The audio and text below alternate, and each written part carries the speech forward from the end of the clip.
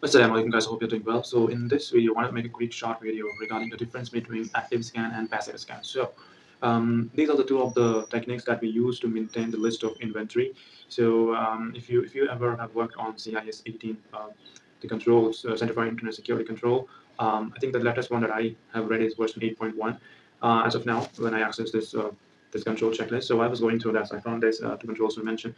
So how to detect the ROG system within enterprise network, and what you do with this. And one of the techniques that they were looking for as a checklist was for active scan versus passive scan. So this video I wanted to explain you the technique behind and the usage. What is the use case for the use of active scan and passive scan? So let's start with active scan. So in active scan, you actually probe into the system present in the network. You actively send a packet to that system, and then you get a response, right? So that is an active scan. Now, what about in passive scan? So in passive scan, you basically monitor the traffic within a network. So let's say I have a switch, right? So all of the system that is connected to that particular switch, I will take log of that switch and try to figure out the DHCP log, dynamic host configuration protocol. So because if the system is connected to that switch on a network, they would be requiring an IP address, right? To be able to communicate or to make any kind of communication. So they would be requesting for an IP address. So I can look into that DHCP log and I can figure out how many inventories, how many items or systems that we have on that particular network. So that is also another methodology. In this methodology, we are not actively sending any package. We are just monitoring the logs. And so this is an example of a passive scan.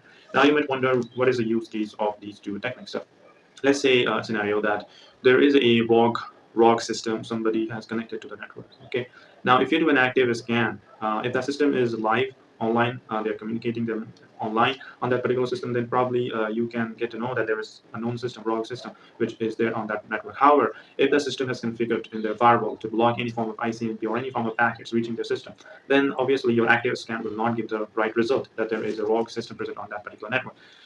However, though, if you are monitoring the logs, which is a continuous process, if that system ever try to communicate, obviously they will require an IP address, they will make some domain name resolutions, right? So if you look into the DHCP logs or the DNS log, you will be able to figure out that there is a particular system which you do not recognize through the logs. So in this scenario, passive scan is very, very useful in detecting the log IT systems, right? Active scan may not yield the right result if the system is blocking the request, ICMP packet request, or any form of request coming to the system, or they might be offline. Sometimes there are IT enters in systems and they become online for a particular period and then they go away. For example, like command and control server, they will be online for a particular period. They will communicate with the command and control server, and then they will just shut it down or close, not make any requests, right? So in all of this scenario, passive scan is going to be really, really helpful because an active scan.